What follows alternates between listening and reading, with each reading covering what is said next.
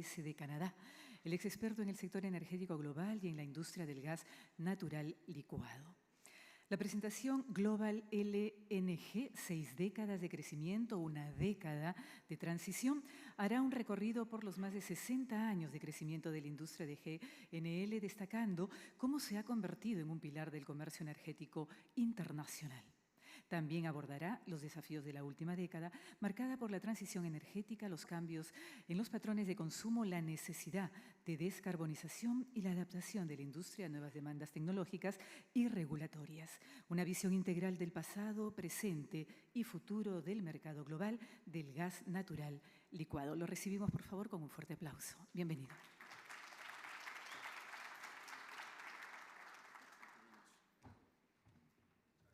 Hello, everyone. So good morning, and again, I would like to thank a big thank you to Kenya for inviting us together and bringing the LNG community together again. And what I like about this conference that every time we have something interesting, and yesterday's visit was amazing, so thank you and Peru LNG and Hunt Oil for organizing that. That was an eye-opening experience for many of you, I guess. So my name is Mehdy Touil. I'm an LNG operations specialist working for Capstone Industrial Training Solution, part of the INEM group of companies. We provide front-end development, engineering, operation, commissioning, and training services for the global LNG industry. This will be the agenda for today. So it's been almost 60 years since the first LNG cargo, the commercial cargo, was exported from Algeria. In 1964, Algeria is my country. It's been 6 decades of innovation, progress, technical development, but as well of struggle, challenges. And now we are entering a different phase in the transition. So I will try to cover those challenges and give you an overview of what's coming up next for the LNG industry. So where do we stand now in terms of production? How much LNG the global supply is coming online, and what's coming up next. So this chart represents the LNG landscape, or what I like to call the supply base for LNG globally. We are standing at roughly around slightly above 400 million tons per year production, against a nameplate capacity of 480 to 485, if you take into consideration the new volumes coming from the US. So leaving us with a gap of, in terms of production and nameplate capacity of around 70 to 75 MTPA per year. So the question you will ask, why this curve is going down? So you will have many things that will be happening in the decade to come. So you will have depleting fields not being replaced, and you have an increasing domestic consumption competing against export of LNG. So this chart is modeled against the 4 scenarios that are framed within the IPCC. So the IPCC, the Intergovernmental Panel for Climate Change of the United Nations. And it's framed in increase in mean global temperature by the end of the century. So the first scenario is 1.6 degrees Celsius increase by the end of the century. The next one is the underdevelopment project in terms of supply. This is covering supply only. So those are already sanctioned. Those projects are sanctioned, and they are likely to come online in the next few years. So I want you to focus not on the 1.6, but the base case scenario. The base case scenario is a 2-degree increase in global mean temperature by the end of the century. In this base case scenario, which is the most optimistic scenario, we are looking at those figures. So we still have a gap. I know in the media recently there have been a lot of discussion around the LNG glut that is supposed to come, excessive volumes coming down the line, especially from the US, Qatar, Mozambique. And the narrative is really around that there is too much LNG coming. But if you look at those figures, and in the blue line, the blue zone, those projects are already there. We are looking at by 2035, around 77 million tons gap in terms of supply. 77 is the equivalent of today Qatar production. Qatar is the largest exporting company right now. If we move forward to 2040, we are looking at 165 million tons supply needed. And going forward to 2050, we are looking at almost 200 million tons. So of course, there are low utilization rates coming from the older facilities, especially in Asia, Nigeria, Norway, Algeria, and you have the highest utilization rate in Qatar, US, and Australia.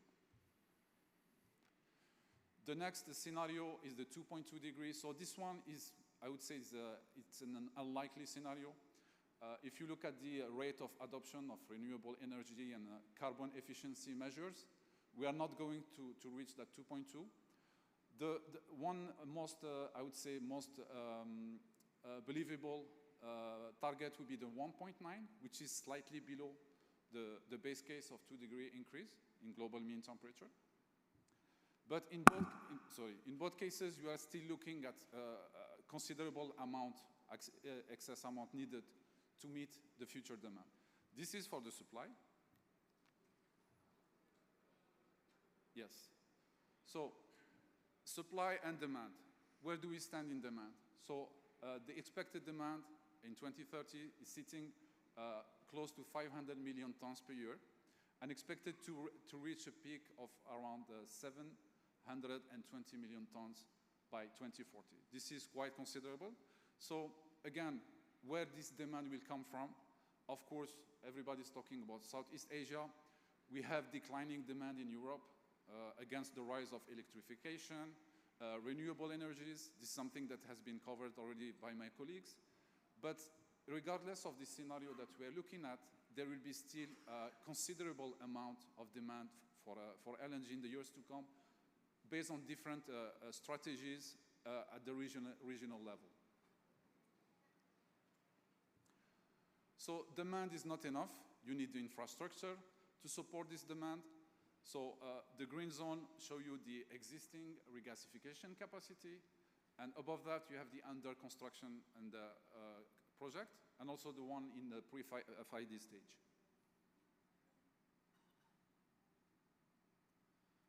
This is, I think, one of the most indicative chart you will see today. So this is the energy mix going to 2050. So when I showed this to some of my colleagues, they told me this is not something that someone working in the LNG industry want to see.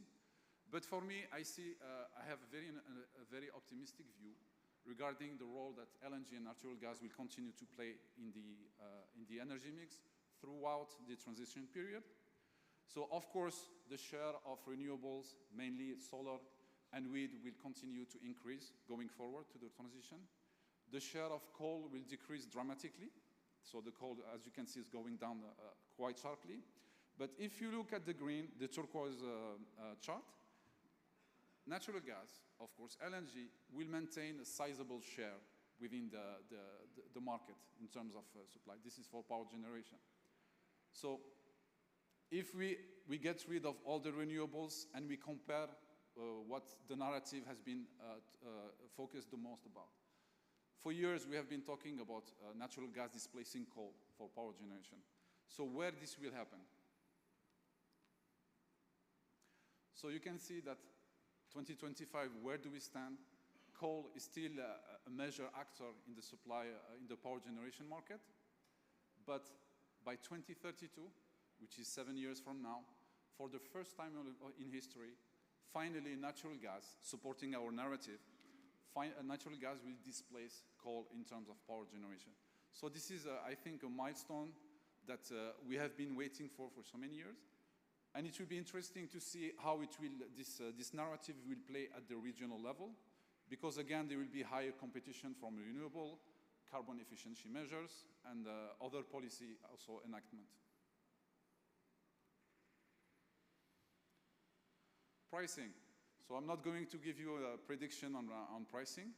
Just wanted I have some colleagues here from LNG origination, from trading, from marketing. LNG is not yet a true commodity in the sense that it's not mimicking and replicating other commodities. It's still fragmented. It's still regional. We are trading against gas, natural gas indices, pipeline indices. We have other more liquid spot price indices for spot market. So, and you see how responsive are those indices, those price indices, how responsive they are to geopolitical events, most recently COVID and the crisis in Ukraine. But I think that as an industry, we still have a lot of work to do to try to bring LNG as a true commodity to the market, and that would help in the future unlock additional demand and promote really a more healthier relationship between buyers and sellers.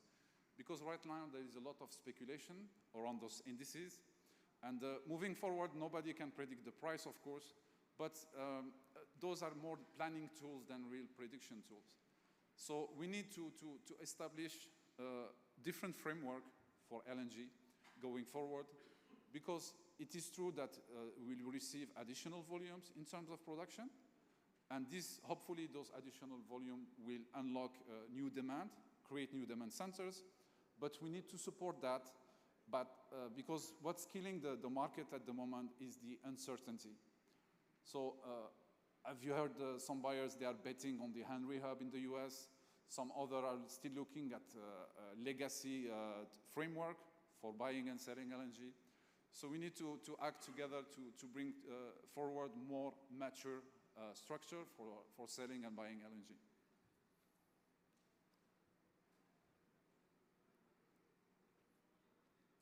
Decarbonization, this is another key topic when addressing the issues that our industry is facing. We are not lying to ourselves. LNG is still a fossil fuel. Yes, it's the cleanest fossil fuel available right now, natural gas, but it's a fossil fuel. We have a lot of work to do to really match the image that we have. I would say we have a narrative issue. We don't know how to really project to the outer world what's the role of LNG and natural gas going forward. So we need first to admit that natural gas is a fossil fuel, and we still have a lot of work to do in terms of decarbonization measures. I would like to mention, so based on the prediction for the supply, so we'll be above 700 million tons. That will equivalent to a sizable amount of CO2 coming as a result of this production. So there are measures already available to us, especially on the production side, on the liquefaction side, to reduce those emissions.